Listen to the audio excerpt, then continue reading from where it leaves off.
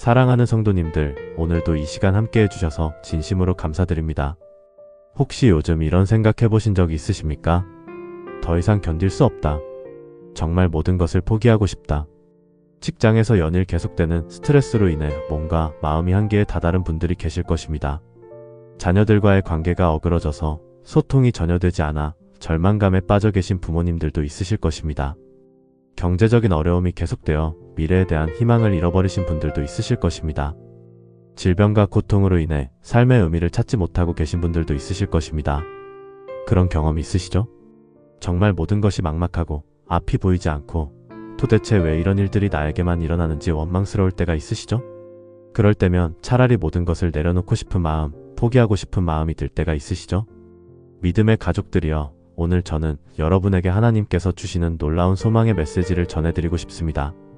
성경은 우리가 절망의 끝에 서 있을 때, 모든 것을 포기하고 싶을 때, 바로 그 순간 하나님께서 역사하신다고 말씀하고 계십니다. 오늘 우리는 4가지 귀한 진리를 함께 나누겠습니다. 첫 번째로는 하나님께서 우리의 고통을 아시고 계시다는 것입니다. 두 번째로는 가장 어려운 순간이 하나님의 개입하시는 때라는 것입니다. 세 번째로는 포기하지 않는 자에게 주시는 하나님의 상급이 있다는 것입니다.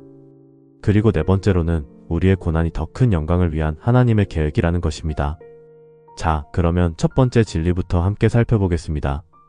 첫 번째로 하나님께서는 우리의 고통을 정확히 아시고 계십니다. 많은 분들이 고난 중에 이런 생각을 하십니다. 하나님은 나의 이 아픔을 모르시나?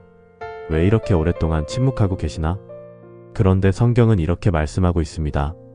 시편 34편 18절에서 여호와는 마음이 상한 자를 가까이 하시고 충심으로 통회하는 자를 구원하시는도다라고 기록되어 있습니다.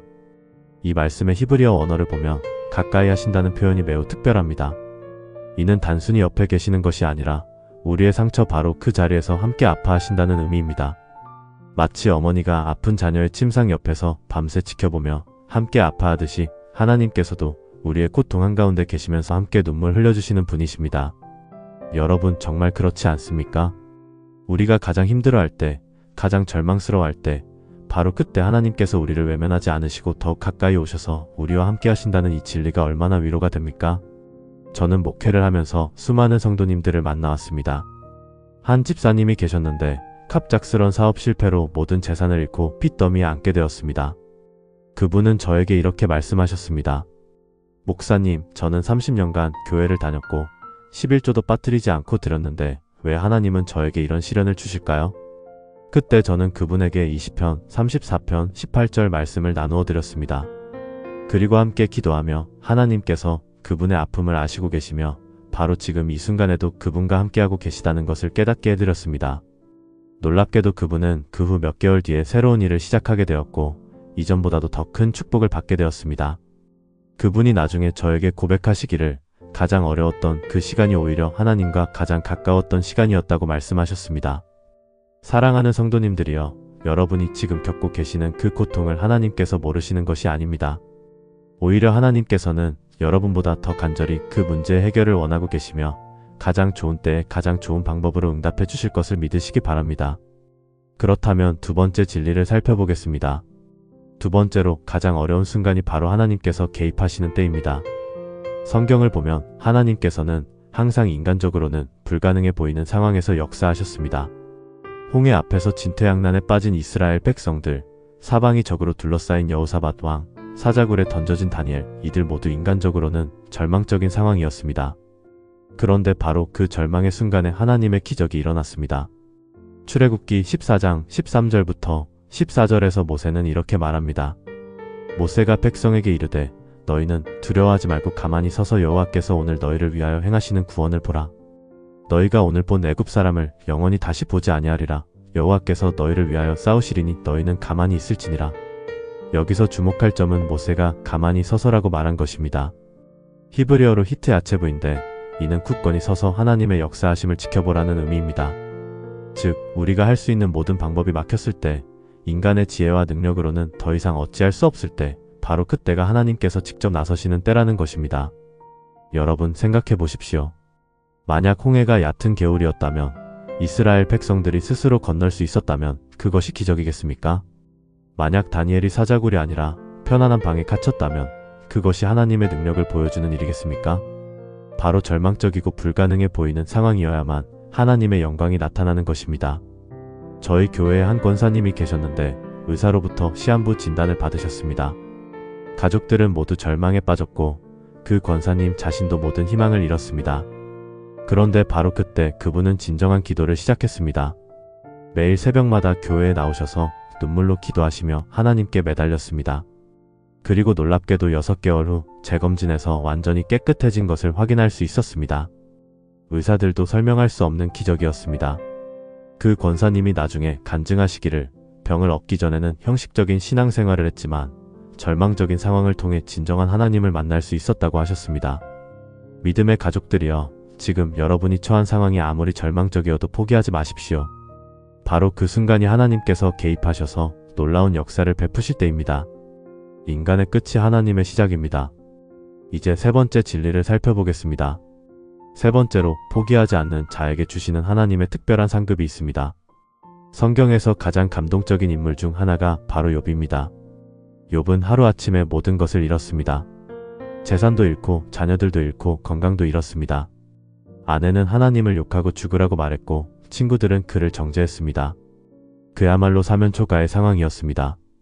그런데 욥은 포기하지 않았습니다. 욥기 13장 15절에서 욥은 이렇게 고백합니다. 그가 나를 죽이실지라도 나는 그를 의뢰하겠고 내 행위를 그 앞에서 변명하리라. 이 말씀의 히브리어 원문을 보면 더욱 감동적입니다. 힌네 야크텔레니 로아얄 아크드라카이 엘파나보 오키아흐. 직역하면 보라, 그가 나를 죽일지라도 나는 그를 기다리겠다. 그러나 내 길을 그 앞에서 논증하겠다는 의미입니다. 여기서 아야엘은 단순한 기다림이 아니라 확신을 가지고 기대하며 기다린다는 뜻입니다. 즉, 욥은 모든 상황이 절망적이어도 하나님에 대한 신뢰를 포기하지 않았다는 것입니다. 그리고 그 결과가 어떻게 되었습니까? 욥기 42장 10절에서 12절을 보면 욥이 그의 친구들을 위하여 기도할 때 여호와께서 욥의 공경을 돌이키시고 욥에게 그의 모든 소유보다 갑절이나 주셨고 여호와께서 욥의 모년보다 욥의 말년을 더 복되게 하시니라고 기록되어 있습니다. 여기서 갑절이라는 표현이 중요합니다. 하나님께서는 욥이 잃었던 것보다 2배로 갚아주셨습니다. 이것이 바로 끝까지 포기하지 않는 자에게 주시는 하나님의 상급입니다. 저는 몇 년 전에 한 성도님을 만났습니다. 그분은 20년 동안 사업을 하시면서 계속해서 실패만 거듭하셨습니다. 주변 사람들은 모두 사업을 포기하라고 권했고 가족들도 지쳤습니다. 그런데 그분은 포기하지 않으셨습니다. 매일 새벽 기도를 드리시며 하나님께 간구하셨고 말씀을 붙들고 기도하셨습니다. 그리고 21년째 되던 해 드디어 큰 계약을 성사시키셨고 그 후로는 놀라운 축복을 받으시게 되었습니다. 그분이 저에게 간증하시기를 20년간의 실패가 있었기에 성공의 달콤함을 더욱 깊이 느낄 수 있었고 그 긴 기다림의 시간을 통해 하나님과의 관계가 더욱 깊어졌다고 하셨습니다. 사랑하는 성도님들이여, 포기는 쉽습니다.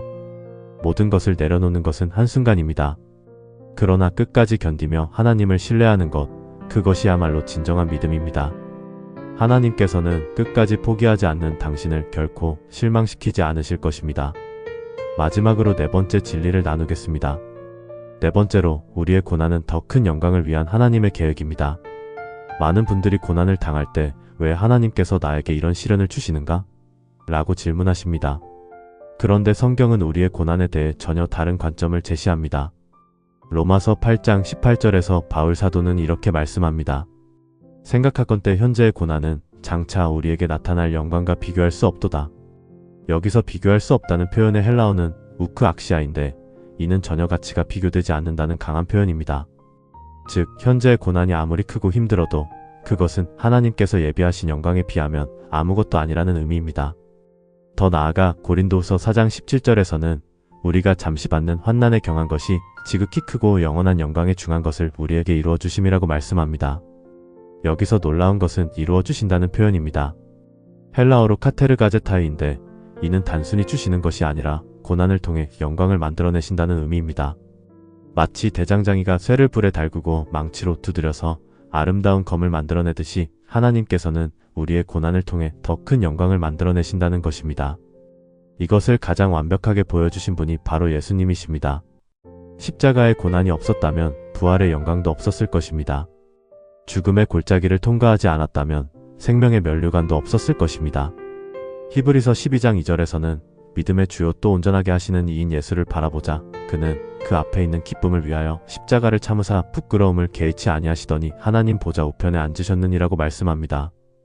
예수님께서도 십자가의 고통 너머에 있는 부활의 영광을 바라보시며 그 고난을 견디셨습니다. 우리도 마찬가지입니다. 현재의 고난은 일시적이지만 그 고난을 통해 이루어질 하나님의 영광은 영원합니다. 저희 교회에 한 집사님이 계셨는데 젊을 때 교통사고로 하반신 마비가 되셨습니다. 처음에는 절망하며 하나님을 원망하기도 하셨습니다.